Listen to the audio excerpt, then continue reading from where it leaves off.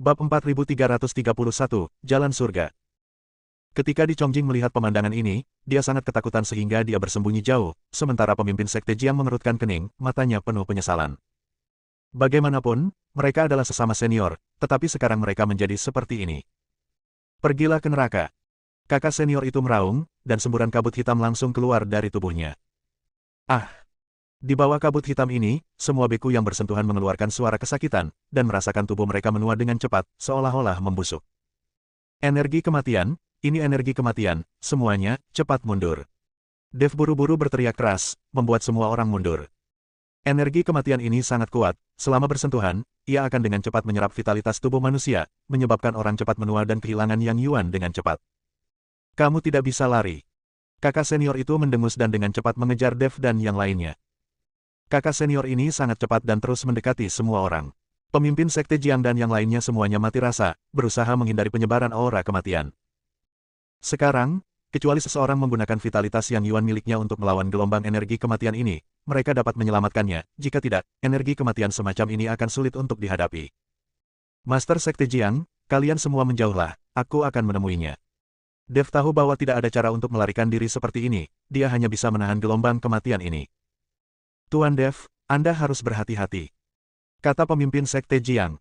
Dev memegang pedang pembunuh naga di tangannya, menghadapi ledakan kemarahan, dia bergegas menuju kakak laki-lakinya. Kakak laki-laki senior itu tampak sedikit terkejut ketika dia melihat bahwa Dev, seorang biksu tingkat 7 di alam kesengsaraan, berani melawan aura kematiannya dan bahkan menyerangnya. Kakak senior, orang ini bernama Dev. Dialah yang membunuh kakak kedua. Jangan tertipu oleh levelnya, orang ini sangat kuat.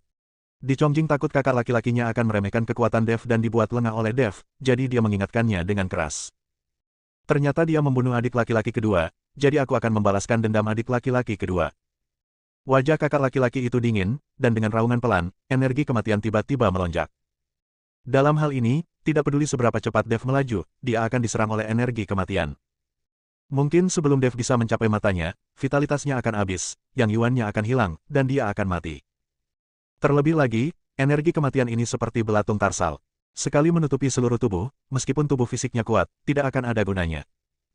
Meskipun saya tidak tahu mengapa Dev berani begitu berani, kakak laki-laki ini tidak takut sama sekali, karena selama orang dengan vitalitas dan Yang Yuan paling takut pada energi kematiannya sendiri tidak akan terkalahkan. Aku ingin melihat berapa lama kamu bisa menahan nafas kematian. Kakak senior berkata dengan tatapan bercanda di matanya. Ketika Dev menyerang kakak laki-laki ini, tubuh emasnya yang tidak bisa dihancurkan diaktifkan, dan sisik emas menutupi seluruh tubuhnya. Tetapi bahkan jika dia memiliki tubuh emas yang tidak bisa dihancurkan, dia tidak bisa menahan erosi energi kematian sama sekali, dan sisik emas di tubuhnya terus berjatuhan. Kakak senior itu benar-benar meletakkan tangannya di belakang punggung dan menatap Dev dengan tenang. Hanya dalam beberapa langkah, tubuh emas Dev yang tidak bisa dihancurkan perlahan menghilang, yang cukup untuk membuktikan kekuatan energi kematian ini. Wah! Saat kamu datang ke hadapanku, kamu hanya akan menjadi genangan darah, kata kakak laki-laki itu dengan bangga. Dev juga menemukan kekuatan energi kematian. Meskipun tubuhnya sangat kuat, dia tetap tidak bisa menahan energi kematian. Dev juga menggunakan api sejati Dharmakaya, tapi tidak ada cara untuk menghentikannya. Kelahiran, usia tua, penyakit dan kematian adalah jalan surga. Energi mati ini adalah jalan surga. Tidak ada yang dapat menolak jalan surga, kata Raja Iblis Ciyun perlahan. Apakah tidak ada cara untuk mengatasi energi kematian ini? Dev sedikit mengernyit dan berkata, tentu saja, jika kamu memiliki cukup vitalitas dan Yang Yuan, energi kematian ini tidak akan mampu menanganimu. Bab 4332, Aku bersalah padamu. Sangat disayangkan bahwa tidak peduli seberapa kuat Anda hanya berada di alam kesengsaraan tingkat ke-7. Diperkirakan Yang Yuan dapat bertahan selama 1000 tahun, jadi Anda tidak dapat menahan aura kematian ini. Jika Anda seperti saya dan memiliki Yang Yuan yang berusia puluhan juta tahun atau lebih, energi kematian ini tidak akan menjadi masalah. Bagaimanapun, energi kematian ini tidak dapat menghabiskan banyak vitalitas dan Yang Yuan, kata Raja Iblis Ciyun. Ketika Dev mendengar ini, dia langsung terdiam. Raja Iblis Awan Merah ini memiliki Yang Yuan selama puluhan ribu tahun, tapi sayang sekali dia terbunuh. Jika tidak ada sisa jiwa yang tersisa, bahkan jika Yang Yuan berusia miliaran tahun, ia tetap belum mati. Apa yang akan terjadi jika saya menyerap semua energi kematian? Orang itu bisa menggunakan energi kematian untuk berlatih, kenapa saya tidak? Dev bertanya. Dev mengira teknik kondensasi jantungnya dapat memurnikan segala sesuatu, dan bahkan Dev pun dapat menyerap roh jahat. Aura kematian dan aura jahat ini juga memiliki tujuan yang sama. Orang itu pasti memiliki keterampilan menggunakan energi kematian untuk berkultivasi. Jika kamu tidak memiliki keterampilan tersebut, menyerap energi kematian akan membuatmu mati lebih cepat. Kata Raja Iblis Cion. Siapa bilang aku tidak memilikinya? Setelah Dev mengatakan itu, dia segera mulai menggunakan teknik kondensasi jantung, dan sejumlah besar energi kematian di sekitarnya mulai menyerbu tubuh Dev. Apa yang Tuan Dev lakukan? Ini energi kematian. Bagaimana dia bisa menyerap energi kematian? Ketika pemimpin Sekte Jiang melihat ini, dia langsung terkejut. Kepala istana-istana Guanghan juga sedikit mengernyit, dengan ekspresi khawatir di wajahnya. Ketika kakak laki-laki senior melihat ini, dia tidak bisa menahan diri untuk sedikit terkejut, dan kemudian mencibir, beraninya kamu menyerap energi kematianku. Menurutku kamu benci mati terlalu lambat. Saat tubuh Dev terus menyerap energi kematian, tubuhnya terlihat menua dengan mata telanjang, membuat orang merasa bahwa dia bisa mati kapan saja. Tapi ketika Master Sekte Jiang dan yang lainnya khawatir dan Di Chongjing serta yang lainnya bahagia, semua aura mematikan tersedot ke dalam tubuh Dev. Dev belum meninggal, selain tubuhnya terlihat sangat tua, dia tidak memiliki gejala lain. Namun, saat teknik kondensasi jantung terus beroperasi, cahaya kemasan menyala di dada Dev. Tubuhnya mulai pulih kembali dengan kecepatan yang terlihat dengan mata telanjang. Setelah beberapa napas sesak, Dev kembali ke penampilan aslinya, dan auranya menjadi lebih kuat. Energi kematian ini benar-benar bagus. Ini adalah sumber daya terbaik untuk digunakan dalam budidaya. Apakah Anda masih memilikinya? Dev memandang kakak laki-laki senior yang kebingungan itu dan bertanya.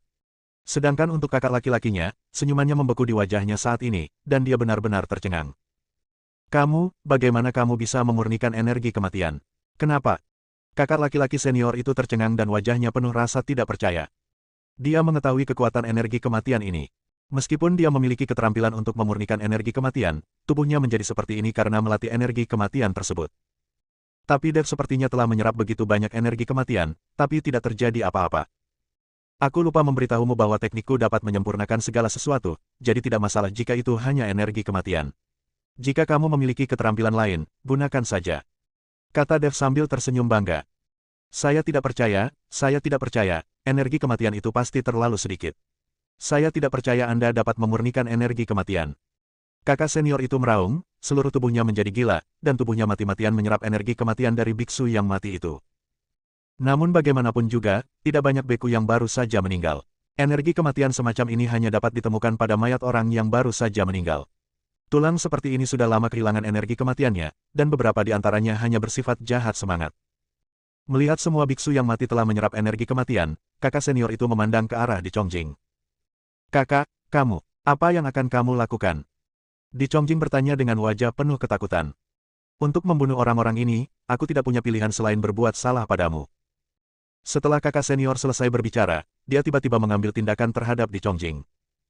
Bab 4333, Kehancuran. Cakar tajam langsung menembus tubuh Di Chongjing yang tidak curiga. Mata Di Chongjing melebar karena tidak percaya di wajahnya, dan dia tiba-tiba kehilangan nyawanya. Segera setelah itu, kakak laki-laki senior itu membuka mulutnya dan menghirupnya, dan bola besar udara kematian tersedot ke dalam tubuh Di Chongjing. Melihat pemandangan ini, pemimpin Sekte Jiang memasang ekspresi yang sangat rumit pada akhirnya. Nak, pergilah ke neraka, pergilah ke neraka. Kakak laki-laki itu meraung, dan energi kematian keluar dari tubuhnya, membungkus Dev. Udara kematian tidak meresap ke udara, melainkan menyelimuti Dev seperti bola hitam. Tidak ada yang bisa melihat seperti apa isi hati Dev. Meskipun saya sangat khawatir, tidak ada yang berani mendekat untuk membantu. Tubuh kakak laki-laki itu terlihat membusuk dengan mata telanjang, dan pada akhirnya hanya kerangka yang tersisa. Kelihatannya seperti kerangka besar, sangat manusiawi. Dia telah meledakkan semua energi kematian di tubuhnya. Dia ingin Dev mati. Selama Dev mati, akan lebih mudah bagi orang lain. Namun, aura mematikan di sekitar Dev menjadi semakin lemah. Akhirnya, sosok Dev muncul, dan seluruh kulitnya bersinar. Barang bagus, barang sangat bagus. Dev tersenyum ringan. Ah! Kakak senior itu meraung, suaranya penuh kebingungan dan keengganan. Karena kamu tidak lagi marah, jangan salahkan aku. Setelah Dev selesai berbicara, dia meninju. Bayangan tinju meledak dengan kekuatan yang kuat dan langsung mengenai kakak laki-laki itu. Hanya suara retakan tulang yang terdengar, dan kemudian kerangka kakak laki-laki itu terkoyak. Tulang yang patah tersebar di seluruh langit, dan menyatu dengan tulang di seluruh lantai sekte tulang darah. Aku tidak bersedia. Saat kerangka itu hancur, bayangan hitam meraung. Ini adalah jiwa kakak senior. Sayangnya, setelah berteriak, jiwa itu langsung meledak. Pukulan Dev tidak hanya menghancurkan kerangkanya, tetapi bahkan jiwanya pun tidak dapat melarikan diri.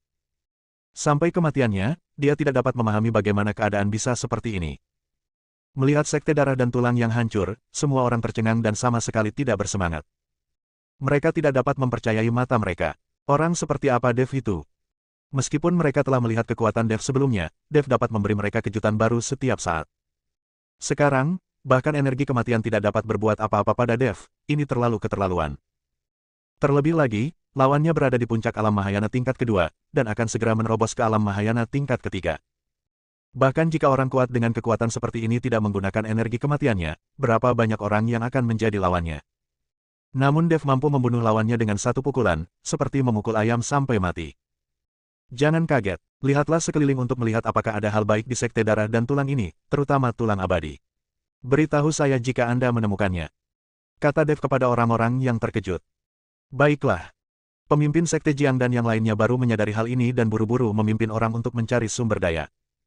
Kepala istana-istana Guanghan juga membawa orang suci untuk mencari. Sekarang sekte darah dan tulang telah dihancurkan, semua sumber daya tidak boleh disia-siakan. Namun, sekte darah dan tulang menggunakan darah dan tulang para biksu untuk berlatih, jadi semua sumber daya lainnya tidak boleh terlalu banyak. Tapi yang diinginkan Dev adalah tulang abadi.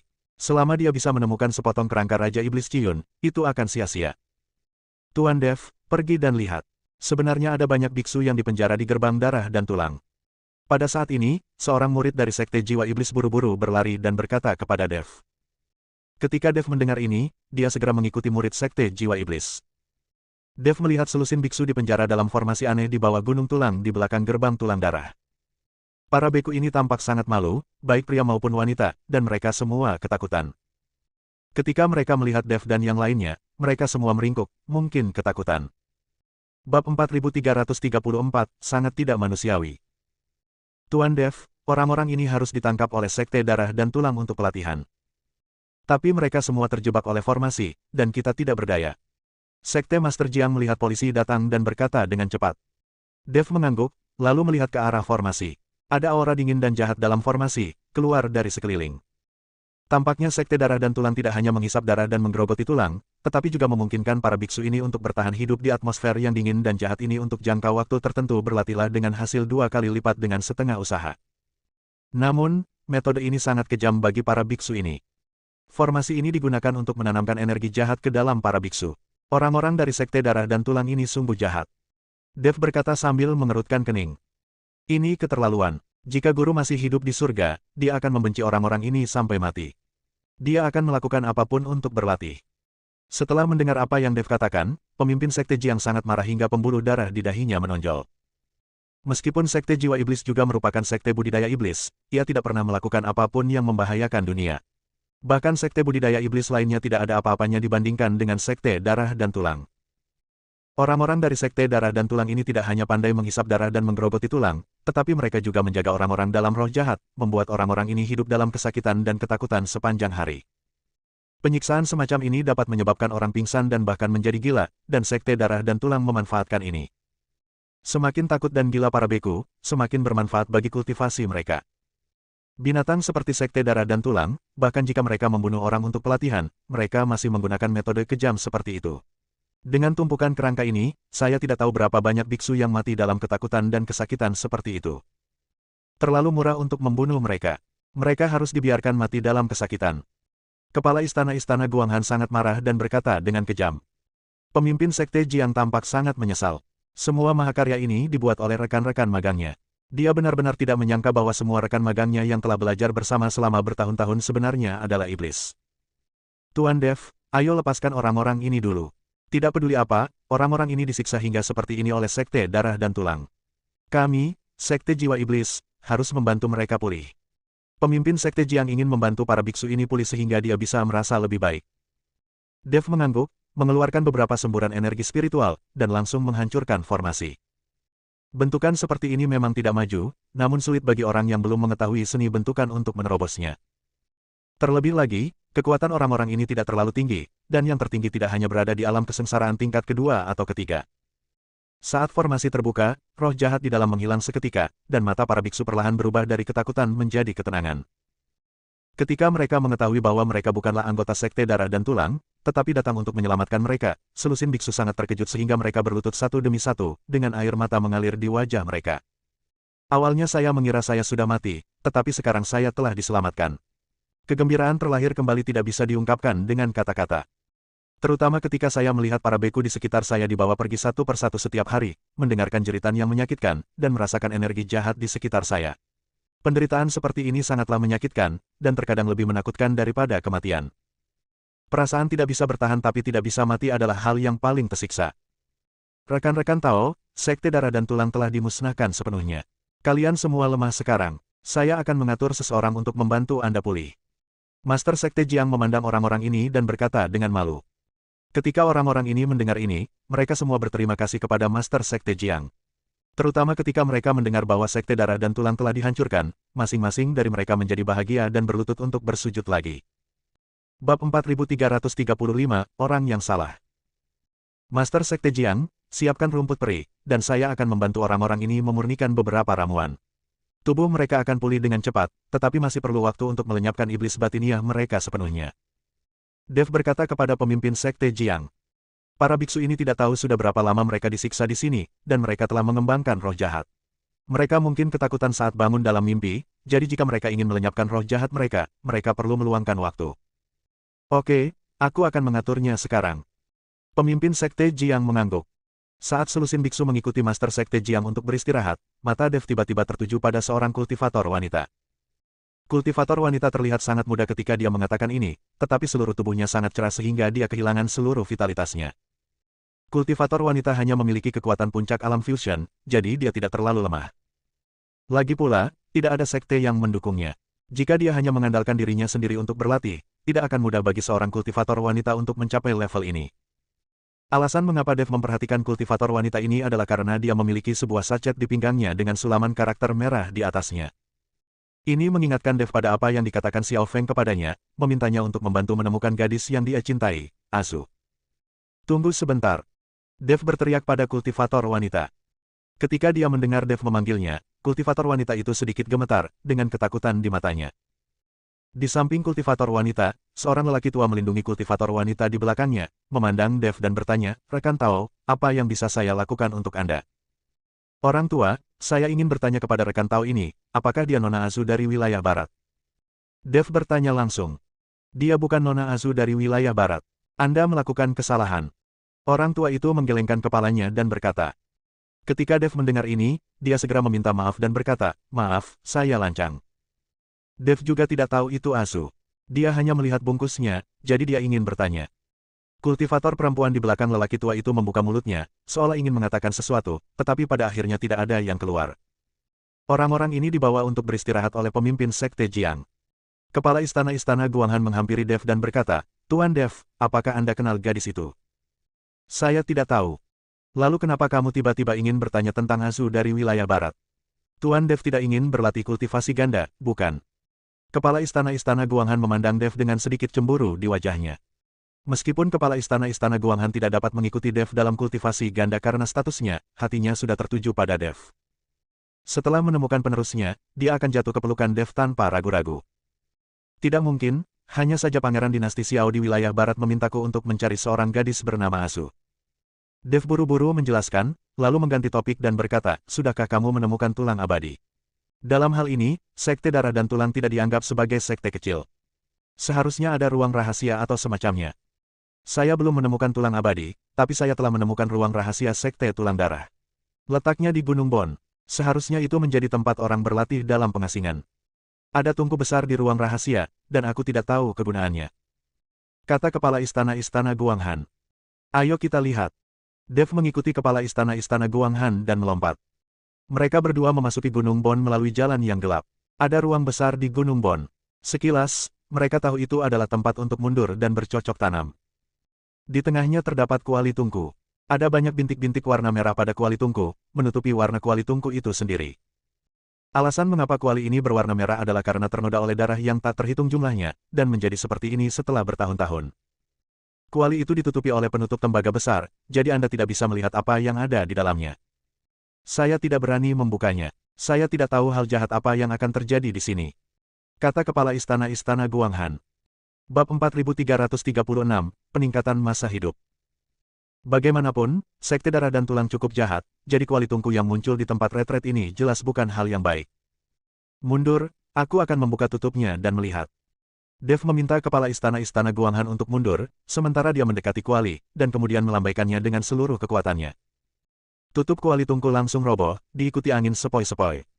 Di tempat yang dipenuhi aura menyeramkan, angin sepoi-sepoi ini bagaikan secercah kehidupan di gurun pasir. Seluruh ruang rahasia dipenuhi dengan aura ini, dan baik Dev maupun kepala istana Guanghan merasakan kehangatan di tubuh mereka. Nafas macam apa ini? Nyaman sekali. Kepala istana Guanghan bertanya dengan kaget. Dev juga sedikit mengernyit, tidak tahu aura macam apa yang keluar dari kuali. Inilah kehidupan. Saat manusia mati, mereka akan memiliki energi kematian. Saat manusia hidup, mereka juga memiliki kehidupan. Saya kira orang itu sedang berlatih dengan energi kematian dan tidak takut akan bahaya energi kematian pada tubuhnya. Ternyata dia menggunakan energi kehidupan untuk mengimbangi kerusakan energi kematian. Kata Raja Iblis Cion. Vitalitas. Apakah benda ini masih bisa disempurnakan? Dev sedikit bingung. Vitalitas disebut Yang Yuan, masa hidup. Menyerap vitalitas dapat meningkatkan masa hidup Yang Yuan Anda. Tetapi hanya sedikit orang yang benar-benar dapat menyerap vitalitas orang lain, dan Dev belum pernah melihatnya.